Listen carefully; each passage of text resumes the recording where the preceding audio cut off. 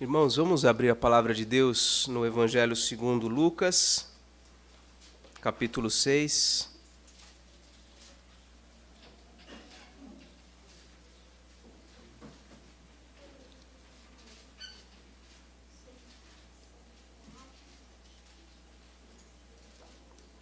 Lucas, capítulo 6, nós leremos os versículos 43 a 45.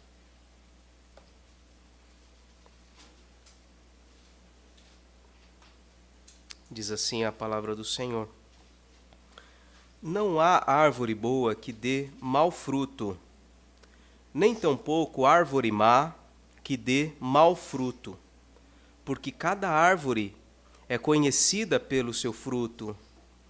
Porque não se colhem figos de espinheiros, nem dos abrolhos se vindimam uvas.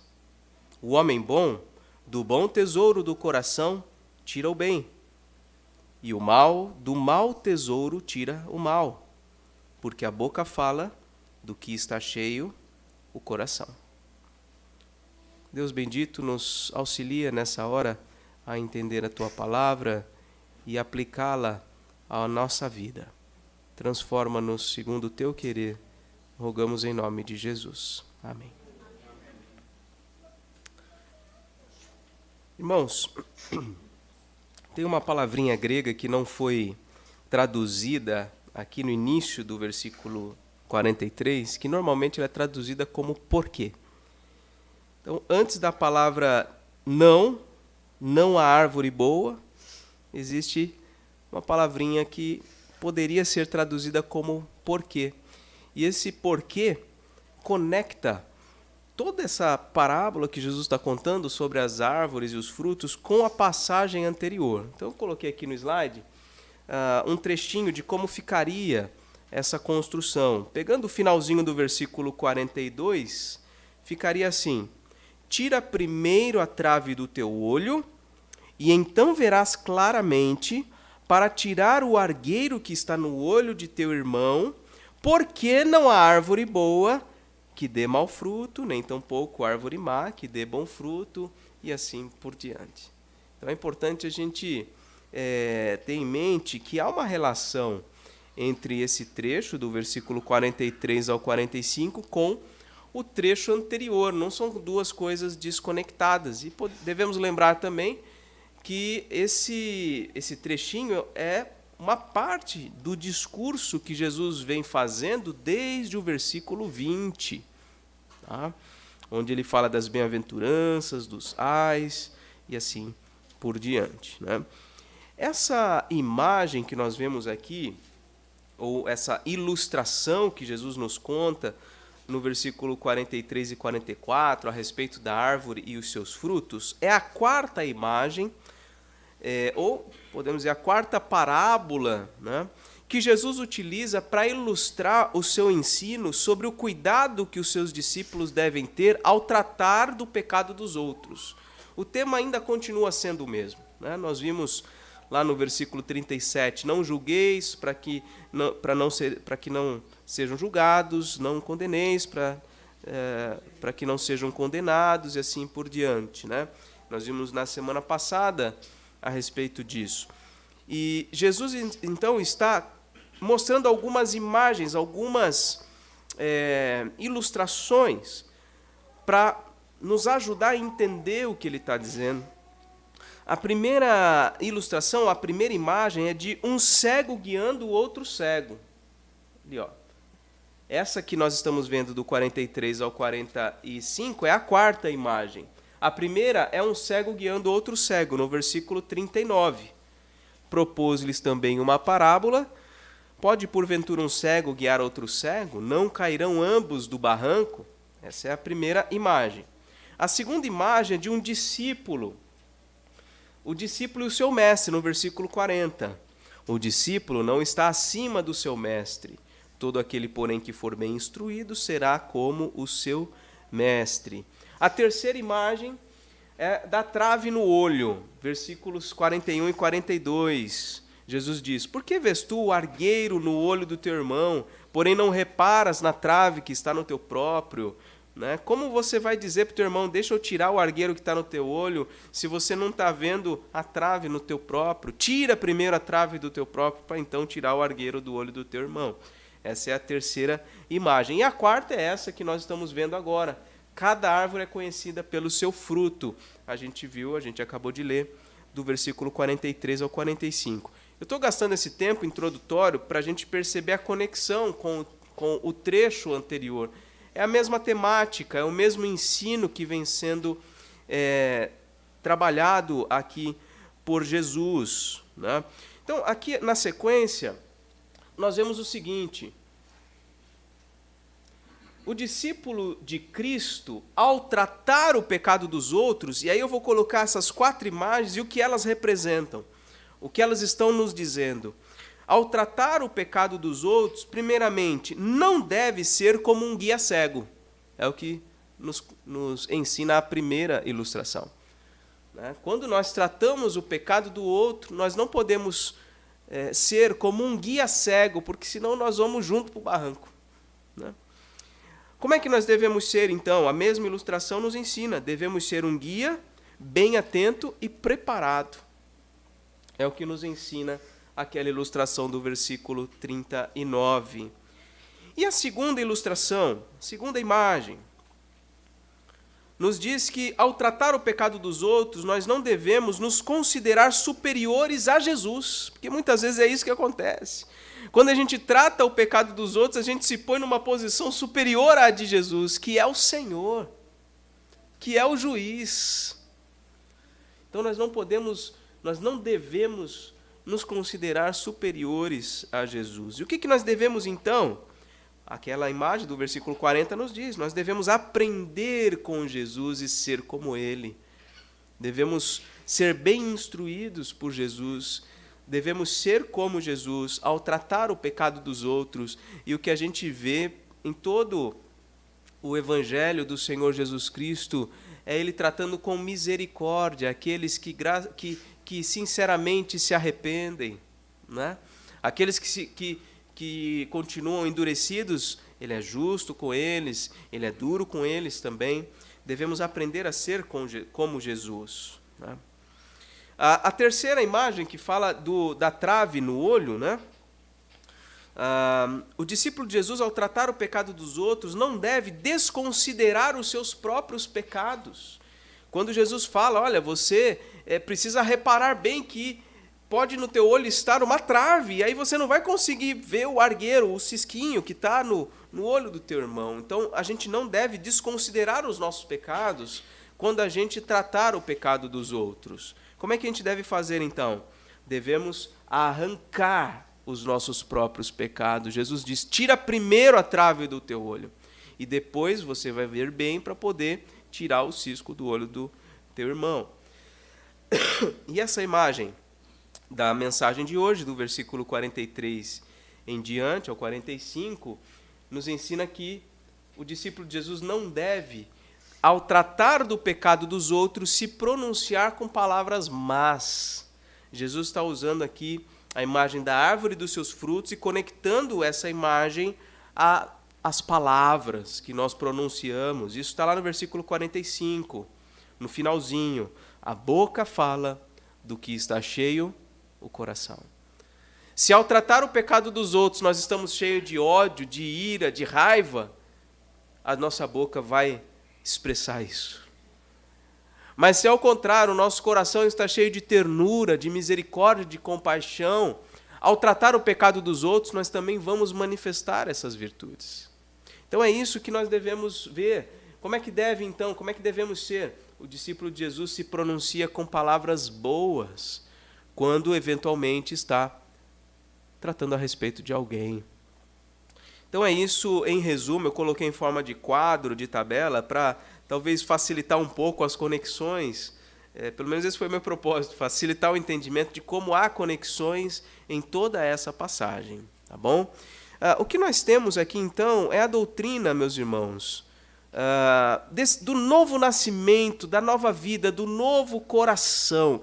Jesus está dizendo que aquilo que está no coração de alguém vai determinar o comportamento, as atitudes e até mesmo as palavras dessa pessoa, né? E a primeira coisa que Jesus nos conta, do verso 43 ao 44, é que a natureza de uma árvore determina o seu fruto. A natureza de uma árvore determina o seu fruto. E ele diz então, não há árvore boa que dê mau fruto. No versículo 43 ele diz ainda, nem tampouco árvore má que dê bom fruto. Ou seja, a natureza de uma árvore está estritamente ligada à qualidade do seu fruto. Né? Ele diz no versículo 44 que cada árvore é conhecida pelo seu fruto. E aí ele usa algumas árvores para explicar o que ele está dizendo. Não se colhem figos de espinheiros, nem dos abrolhos se vindimam uvas. O que são espinheiros, o que são abrolhos? Eu coloquei aqui algumas imagens para a gente verificar. Vejam um abrolho. O abrolho é uma planta rasteira, cheia de espinhos, está vendo? Jesus está dizendo, olha, de uma planta assim não se colhem figos. Uma planta assim não produz figos. Nem tampouco do espinheiro. Isso. Nem tampouco aliás, dos figos não se colhem espinheiros e dos abrolhos não se vindimam uvas. Olha um espinheiro. É até perigoso chegar perto, né? Então esse é um espinheiro. Como é que é uma figueira, então? Olha aí uma figueira. Uma outra imagem, não é? Uma árvore frutífera. Da mesma forma, uma videira. Produz uvas. Olha só. Cada árvore tem a sua característica e produz aquilo que faz parte da sua essência. Né? Uma laranjeira não vai produzir limões, uma mangueira não vai produzir melões. Então, a natureza da árvore determina o seu fruto. Essa é a ilustração que Jesus está contando dentro desse contexto todo sobre como nós devemos lidar com o pecado dos outros. Não esqueça essa temática central que Jesus está trabalhando. E aí nós chegamos então ao segundo ponto, que é o versículo 45. Que o coração do homem determina o que sai da sua boca. Quando Jesus fala, não julgueis para que vocês não sejam julgados, não condeneis para que vocês não sejam condenados. Ora, como é que se manifestam os nossos julgamentos? Como é que se manifestam as nossas condenações? Não é pelo uso da nossa língua? Não é pela boca que nós proferimos essas coisas? Pois é. É isso que Jesus está mostrando. O coração de vocês vai determinar aquilo que sai da boca de vocês quando vocês estão tratando a respeito de outras pessoas. E ele diz no versículo 45, é como se ele estivesse dizendo assim, olha, assim como cada árvore produz o seu fruto específico, versículo 45, o homem bom, do bom tesouro do seu coração, tira o bem. Versículo 45 ainda. E o homem mau, do mau tesouro do seu coração, tira o quê?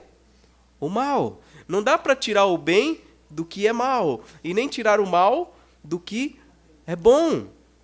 Porque a boca fala do que está cheio o coração. Como é que funciona então o coração bom? O homem de coração bom, o discípulo de Cristo, o verdadeiro discípulo de Cristo, ele vai primeiro tirar a trave que está nos seus próprios olhos. Sabe o que é isso? Arrependimento.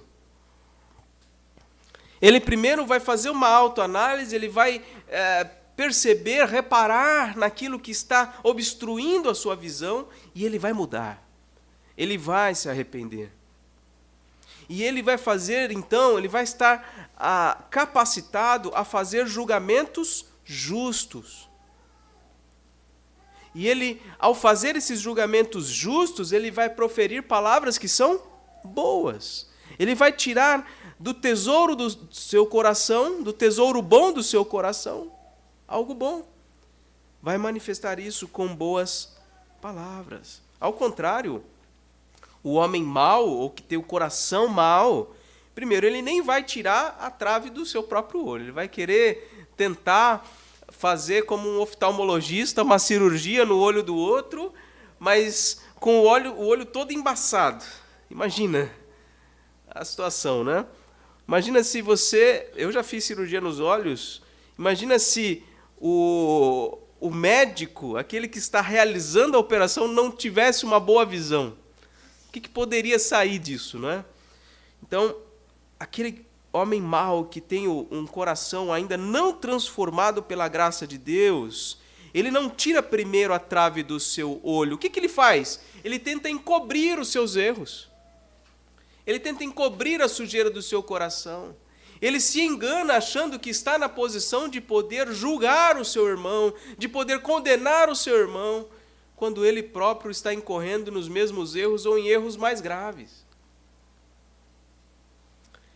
Dessa forma, ele não faz julgamentos justos. Ele é injusto nos seus julgamentos. E, ao fazê-lo, ele usa palavras más, palavras ácidas, palavras que fazem mal, que ampliam as feridas, do que, ao invés de trazer cura. O homem mau, aqui ilustrado por Jesus. Os discípulos de Jesus devem revelar em suas palavras que possuem um bom tesouro no coração. Todos nós, meus irmãos, precisamos ser discípulos de Jesus que expressam um novo coração, uma nova natureza. Em vários contextos na Escritura Sagrada, especialmente no Novo Testamento, mas também no Antigo, a gente vai ver, a Bíblia fala de uma nova essência, um novo coração operando na vida do povo de Deus. Eu quero ler aqui uma breve citação do Jonathan Edwards. Ele diz o seguinte: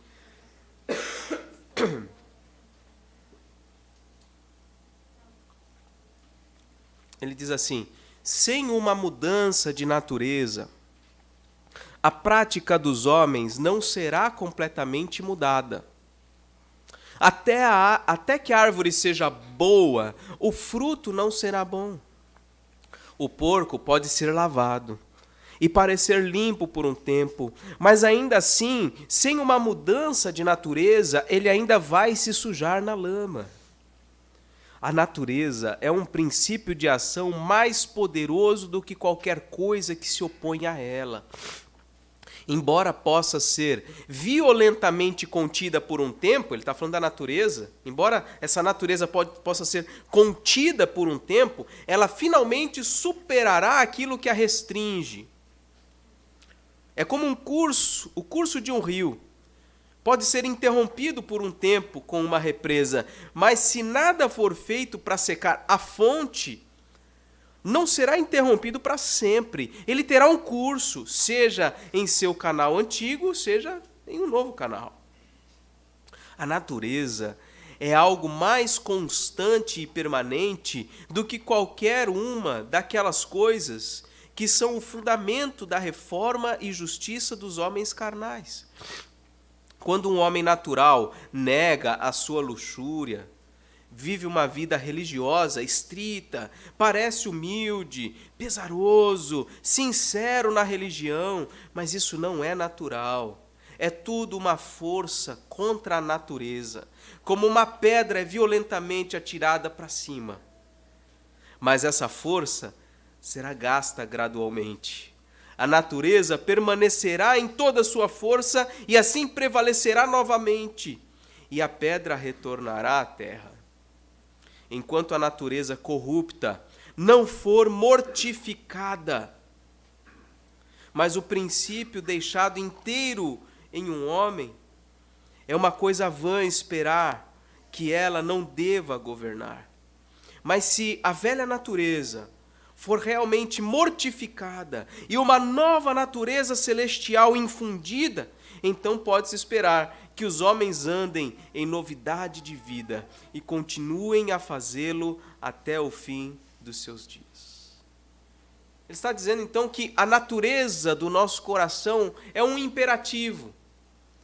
Aquilo que está dentro de nós, na essência do nosso ser, determina o nosso comportamento, determina as nossas palavras, o modo como nós encaramos a vida e até mesmo o modo como nós tratamos o pecado dos outros.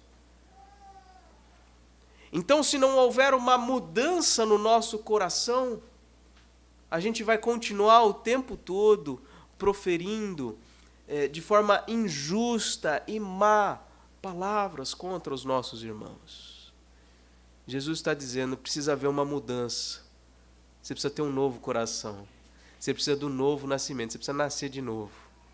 Lembra-se da conversa de Jesus com Nicodemos? Nicodemos, você já sabe muita coisa, mas importa para você nascer de novo. Se você não nascer de novo, você não vai ver o reino de Deus. Você não vai conseguir discernir. E olha, nem adianta você tentar fazer nada para conseguir isso, porque o Espírito, que é quem produz essa nova vida, é como um vento, que venta onde ele quer. A gente até percebe, ouve para onde ele está indo, mas ninguém pode contê-lo, ninguém pode determinar por onde ele vai passar. É uma ação soberana de Deus, a mudança no coração da gente.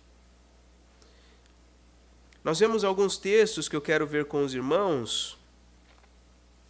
Os irmãos podem apenas ouvir ou seguir comigo em alguns textos, que mostram aqui a realidade de um novo coração, uma nova natureza que o Senhor Deus nos promete dar. Primeiramente, olhemos para o livro de Ezequiel. Antigo Testamento, livro do profeta Ezequiel, capítulo 11, versículos 19 e 20.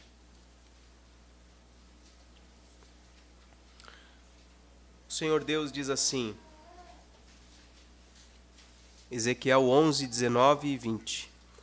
Dar-lhes-ei um só coração, espírito novo porei dentro deles. Tirarei da sua carne o coração de pedra e lhes darei um coração de carne, para que andem nos meus estatutos, guardem os meus juízos e os executem. Eles serão o meu povo e eu serei o seu Deus. Ainda no livro de Ezequiel, capítulo 36,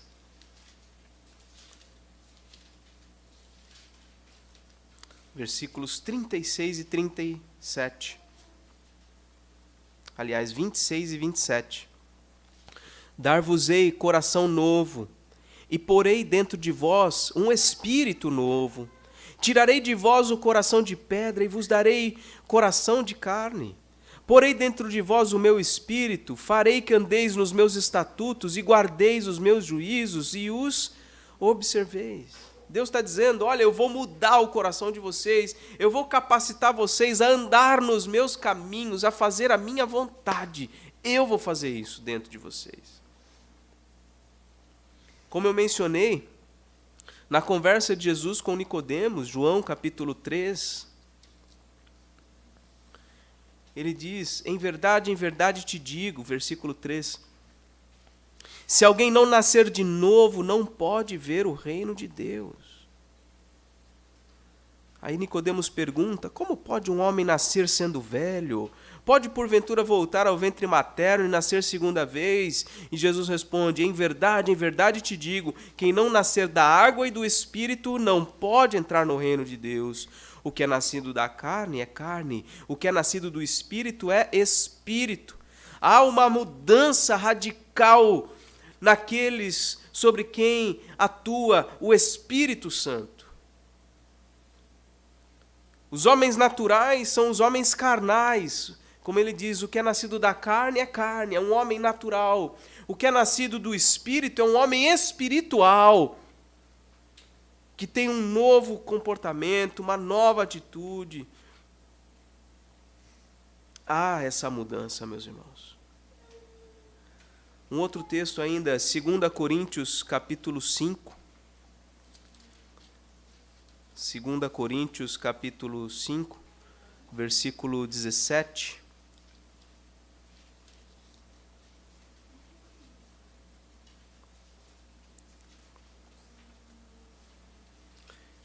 2 Coríntios 5:17. E assim, se alguém está em Cristo, o que é? Nova criatura. As coisas antigas já passaram, eis que se fizeram novas.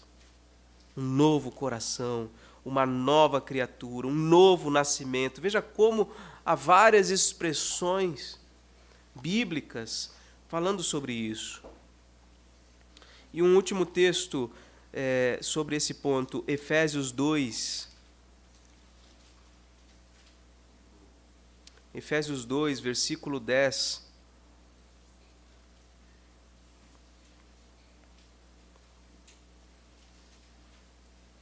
O apóstolo Paulo diz assim: pois somos feitura dele. Ou poderemos trocar a palavra feitura por obra. Pois somos obra de Deus, criados em Cristo Jesus para boas obras, as quais Deus de antemão preparou para que andássemos nelas. Nós somos obra de Deus. Discípulos de Cristo têm um novo coração, têm um novo comportamento, meus irmãos, são nova criatura. Os discípulos de Cristo são estes que ele descreve aqui no versículo 45, o homem bom, que do bom tesouro tira coisas boas. E quando sua boca fala com base num coração transformado. A boca fala daquilo que seu coração está cheio, cheio de graça, de misericórdia, cheio de bondade, de justiça. Qual que é o nosso coração? Qual é a nossa natureza? Já temos essa nova natureza que Jesus descreve aqui? Essa nova natureza tem implicações para o uso da língua, a maneira como nós falamos. E esse é o ponto que eu quero rapidamente também falar agora. Observar alguns textos que mostram que esse novo homem, essa nova natureza, essa nova essência vinda da parte de Deus sobre a nossa vida, ela resulta em um novo linguajar, em uma nova maneira de se expressar. Vamos ver alguns textos aqui. Primeiramente, Efésios, capítulo 4, versículo 29.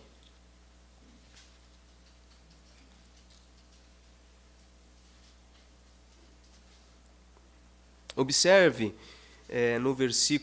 desde o versículo 17, ele está falando sobre isso, como vocês andavam antes, como andam os gentios, agora como são os pensamentos, como são os comportamentos daqueles que estão em Cristo. Veja o versículo 23, por exemplo, olha, vos renoveis no espírito do vosso entendimento. O 24, vos revistais do novo homem, criado segundo Deus, em justiça, retidão, procedentes da verdade.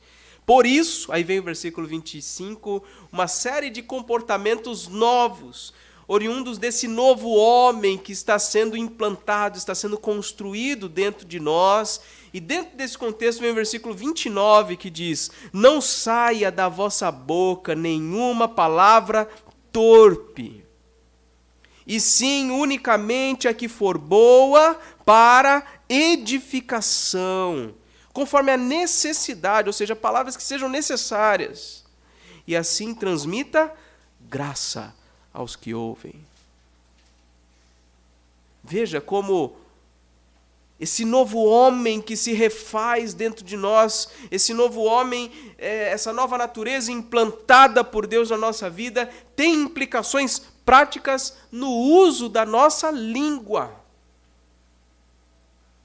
Não saia da nossa boca palavras torpes, palavras más, palavras que machucam, palavras que sejam injustas, mas somente palavras que sejam necessárias e que sejam úteis para a edificação, que transmitam graça aos que ouvem.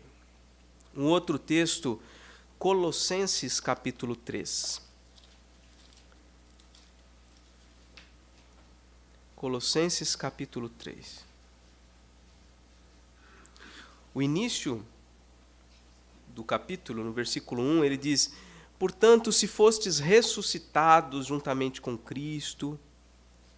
Versículo 3, porque morrestes e a vossa vida está oculta juntamente com Cristo. Ele está falando de uma nova natureza, de uma nova vida com Cristo. Aí ele diz no versículo 5, fazei, pois, morrer a vossa natureza terrena. Olha, se vocês morreram para o pecado de vocês, vocês ressurgiram com Cristo, vocês têm uma nova vida, versículo 5, vocês têm que fazer morrer a natureza terrena de vocês, que se dedica nesses muitos pecados que ele descreve aqui. E um deles é o que está no versículo 8. Agora, porém, despojai-vos igualmente de tudo isto. Olha aí. O quê? A ira, a indignação, a maldade, a maledicência e a linguagem obscena do vosso falar. Um versículo que mostra que a velha natureza, uma natureza terrena, pecaminosa, leva o homem a usar sua boca, sua língua para o mal, a expressar com seus lábios sua ira, indignação, maldade, maledicência em linguagem obscena. E isso precisa ser mortificado. Mortificado.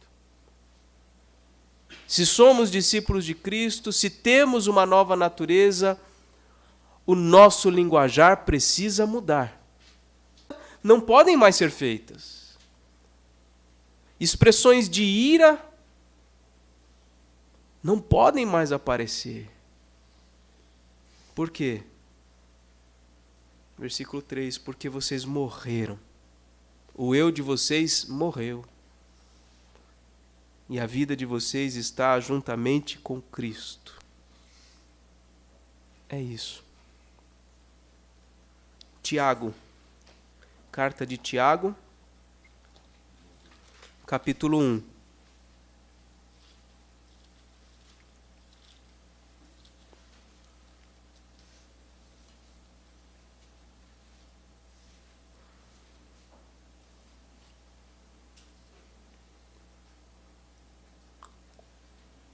Tiago 1, versículo 26. Se alguém supõe ser religioso, deixando de refrear a língua, antes enganando o próprio coração, a sua religião é vã, é vazia, não tem o menor sentido. A verdadeira religião, ela não combina com uma língua solta. Não combina com uma língua que não é limitada, que não é refreada.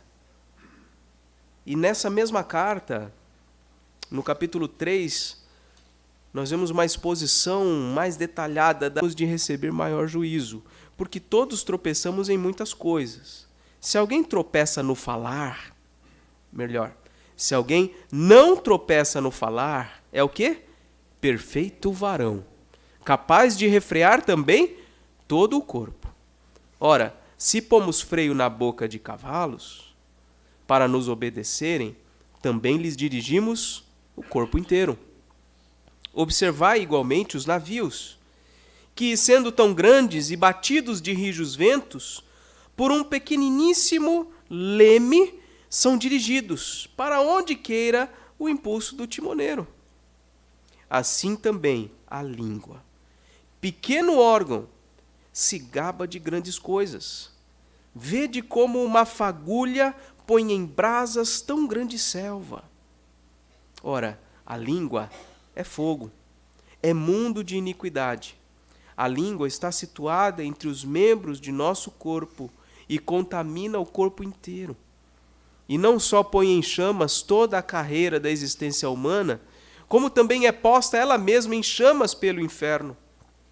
Pois toda espécie de feras, de aves, de répteis e de seres marinhos se doma e tem sido domada pelo gênero humano. A língua, porém, nenhum dos homens é capaz de domar. É mal de Deus. De uma só boca procede bênção e maldição. Meus irmãos, não é conveniente que estas coisas sejam assim. Acaso pode a fonte, olha aí, o coração, jorrar do mesmo lugar o que é doce e o que é amargo? Acaso, meus irmãos, pode a figueira produzir azeitonas ou a videira figos? Tampouco fonte de água salgada pode dar água doce. Precisamos cuidar, meus irmãos, cuidar da língua, do modo como nós nos expressamos a respeito uns dos outros, a respeito dos nossos irmãos, a respeito da nossa família, dos homens em geral. O homem bom, do bom tesouro do coração tira o bem, e o mal, do mau tesouro tira o mal, porque a boca fala do que está cheio o coração. 3 aplicações, meus irmãos. Como que a gente pode colocar isso em prática na nossa vida? Primeiramente, cuidemos das nossas conversações quando estamos à mesa, meus irmãos. Momento de refeição, momento que nos ajuntamos nas nossas casas para fazer as nossas refeições, pode ser um dos momentos mais não tem assunto.